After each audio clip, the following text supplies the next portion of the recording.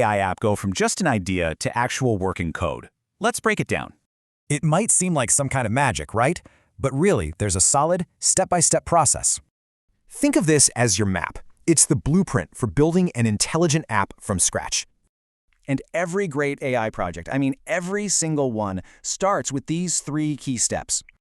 Okay, step 1. Before you write a single line of code, you need a super clear goal. Something super specific like this. A clear goal guides, well, everything you do next. Next up, data. And remember, your AI is only as good as the data it learns from. And you have to split it up. This is so you can test your model on data it's never seen before. All right, now for the fun part, picking your model. You've got 2 main paths to choose from. Classical ML is awesome for simpler problems and structured data, like spreadsheets. But if you're dealing with images or text, yeah, you're going to want to go with deep learning. Okay, let's get to the code. We'll use a pipeline to keep things neat. It's like an assembly line. This pipeline basically combines 2 steps, turning text into numbers, then classifying that. And with one simple command, you start the training. This is where the magic really happens. After it's trained, you check its score. So how do we do? 88%. Not bad. But 88% is just the start. So how can we make it even better? Well, you can tweak its settings, try different models, or even get creative with the data. Okay, our model's looking good. Now, let's actually turn this thing into a usable app. First, you just save your trained model. This packs up all its learning into one file. Then, your app can load that file anytime to start making instant predictions. It's that simple. And look, the AI world is packed with amazing tools to help you at every... Oh, feeling inspired? If you're ready to start, here are some awesome next steps.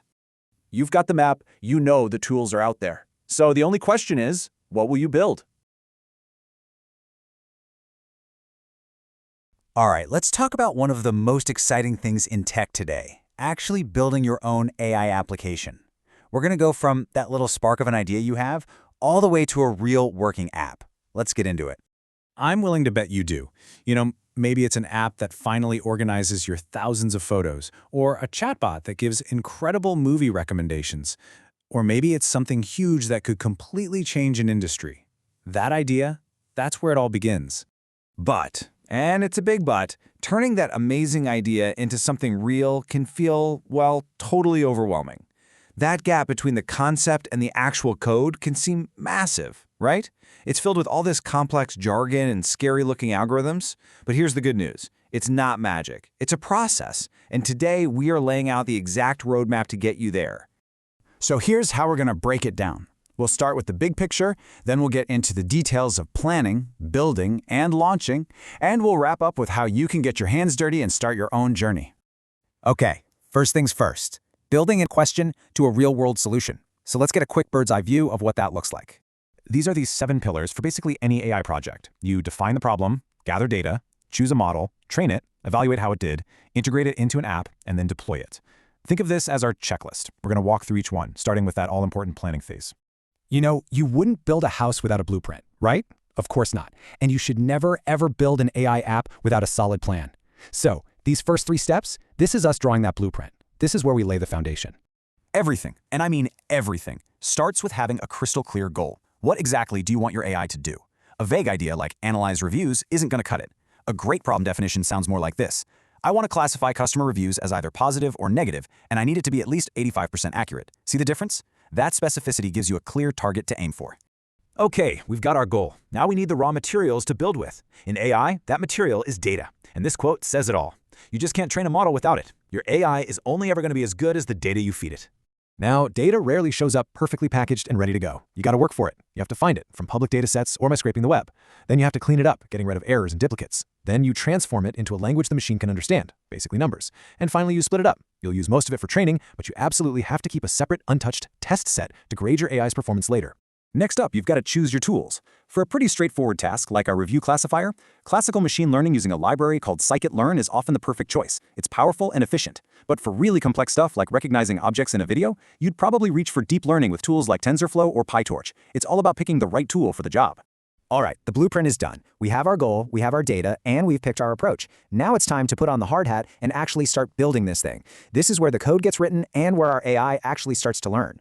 Okay, I know this line of code might look a little technical, but the idea behind it is actually beautiful. It's creating something called a pipeline. Think of it as an assembly line. This one command tells the computer to do two jobs in order. First, take all those text reviews and turn them into numbers the machine can work with. Second, take those numbers and feed them directly into our classification model. It's a super efficient way to bundle your data prep and your model into one clean step. And then you get to this line, model.fit. This is it. This is the moment of magic. This is where you hand over all that training data we prepared, all the reviews and their labels, and you just tell the model, learn. And the computer goes to work, sifting through all of it, finding the patterns, and figuring out what makes a review positive or negative. It's pretty incredible. So, the training's done, but did it work? How do we know if it actually learned anything useful? Well, we test it. Remember that test data we kept aside, the data the model has never seen before?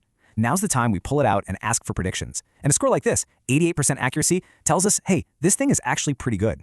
Think of this as the quality inspection phase of building our house. We check the performance, and we might even tweak some of its internal settings, which are called hyperparameters, to see if we can get even better results. But most importantly, we have to make sure it hasn't just memorized the training data.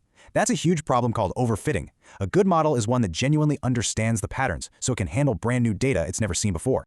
Okay, awesome. We have a trained model that we know works well, but right now, it's just a file living on our computer. It's not an application yet. So this final phase is all about integrating it into a real product and finally opening the doors for people to use it. So what does that look like? Well, first, we save our trained model as a single file. Then we build a simple backend called an API that can load up that file and use it to make predictions. And finally, we can build a user interface, a front end, where someone can actually type in a review and get a result back. An API, maybe built with a tool like Flask, is basically the messenger. It creates a web address that your app can talk to. So your app sends some new data to that address, the API catches it, gives it to the model, gets the prediction back, and sends that prediction right back to your app. It's what makes your model accessible to the rest of the world. And last but not least, your app needs a home on the internet. This is called deployment. You could use big cloud platforms like AWS or Google Cloud, or you can simplify the process with tools like Docker or Heroku. And once it's live, your job isn't quite done. You have to monitor it to make sure it's running smoothly for all your users. So there you have it. We've walked the entire path, from a simple idea all the way to a deployed application. You can see the process is clear, it's manageable. So now let's talk about how you can take that first step on your own journey. These are the names you're going to see everywhere. For handling data, you'll definitely need to know about a library called Pandas. For the machine learning itself, Scikit-learn is the absolute standard for getting started. And for getting your app online, Flask is a fantastic choice. These are the key players. And here is your action plan. It's that simple. If you're new to this, start with the basics of the Python programming language. Then find one of the amazing online courses out there to go deeper.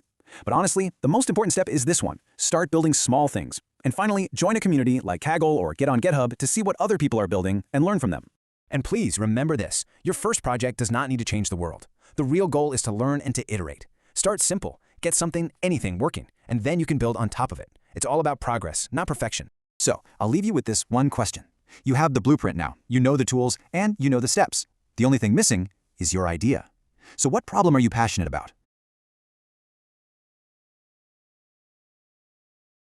AI apps everywhere, and you probably wonder, how on earth did somebody actually build that? It can feel like this big, mysterious, almost magical process. But today, we're going to pull back that curtain. We're going to walk through the developer's journey step by step and see how a simple idea becomes a real AI application using the exact blueprint the pros follow. Let's get into it. So this is the big question, right? How do you get from a thought in your head to actual code that works? Well, I'm here to tell you, it's not magic. It's actually a really structured, logical path. And we're going to walk that path together, starting with just the spark of an idea and ending with a finished product that people can actually use.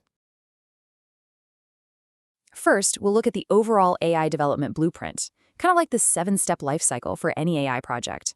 Then we'll get into laying the foundation, which is all about defining the problem and getting your data right. After that, the really fun part, the core AI build. From there, we'll see how to turn that model into a real app, and then we'll wrap up with your next steps so you can get started on your own journey. Okay, first up, the AI development blueprint. It is so important to understand that building an AI app isn't just a chaotic mess of coding. Nope, it's an engineering discipline, and it follows this clear 7-step pipeline.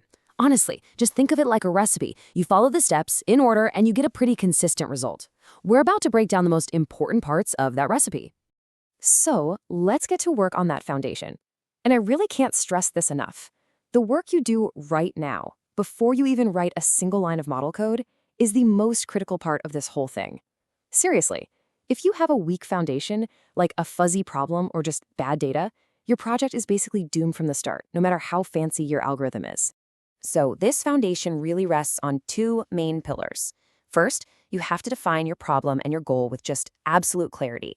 What exactly are you trying to do? And second, you've got to gather and prepare your data. AI models learn from data, so data is kind of like the raw ingredient. And you can't cook a 5-star meal with bad ingredients, right? See? This right here, this is a perfect example of how to define a problem.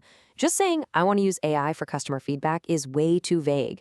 But this is concrete. It's specific. We're dealing with customer reviews, and it's measurable. We're classifying them as positive or negative.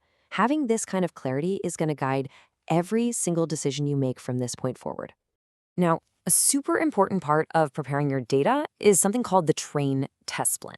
Think about it like you're studying for an exam. You wouldn't study by memorizing the exact questions that are going to be on the test, would you? Of course not. You'd study from the textbook, you'd do practice problems, and then you'd take the test to see how well you actually understand the concepts. It's the exact same for AI. We give the model the training data to learn from, but we keep the test data a secret. It's the final exam, and it tells us if the model truly learned or if it just, memorized the answers. And here's what that looks like in Python code. It might seem a little technical, but the idea is actually super simple. First, we just separate our data. X is our input, so the actual text of the customer review, and Y is the label we're trying to predict, the positive or negative tag. Then that one little function, train test split, does all the heavy lifting. It shuffles everything up and splits it, putting 80% into our training pile and keeping 20% aside for that final test. Okay, our foundation is solid, our data is prepped, and now we get to the part everybody gets excited about. The core AI build. This is where we actually start writing the code that brings our AI to life. We're going to choose our tools, define a model, and then we're going to train it. So your first big choice is about the approach. You can kind of think of it like this. Classical machine learning, using a library like scikit-learn, is like a super reliable Swiss Army knife. It's versatile, it's great for lots of common tasks, especially with organized, structured data.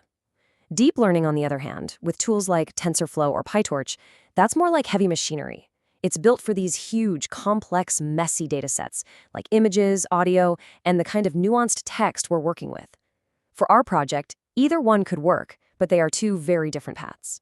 Let's look at the classical way first. Here, we're building something called a pipeline, which is kind of like an assembly line for our data. Step 1. This TF-IDF vectorizer is a really clever way to turn all the words in our reviews into numbers that a machine can actually understand. And step 2, logistic regression. That's the actual classifier. That's the brain that's going to learn to connect certain number patterns with positive and other ones with negative.